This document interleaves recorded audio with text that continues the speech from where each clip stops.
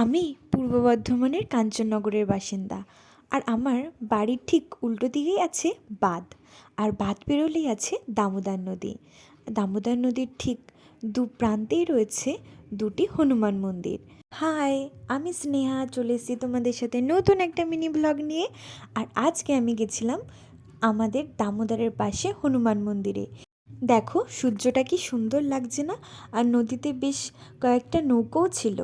আর এটা হচ্ছে গৌতমপুর চরমানার হনুমান মন্দির, যেটা এই রিসেন্টলি কিছুদিন আগেই করা হয়েছে। আর আজকে আমি, কাকা, মা, ছোটো কাকি আর বোন মিলে চলে এসেছিলাম এই হনুমান মন্দিরটিতে। হনুমান মন্দিরটি 3 তলা, আপাতত 2 তলা অবধি উঠতে দেওয়া হয়। এই যে হনুমানজির মূর্তি, 2 তলাতে আছে রাম সীতার মূর্তি। 2 তলাতে একটা ব্যালকনির মতো আছে, যেখানে সব ভক্তগণ যারা যায় তারা বেশ সেলফি তোলে। আমিও বেশ কিছু সেলফি ফটো তুলে নিয়েছিলাম।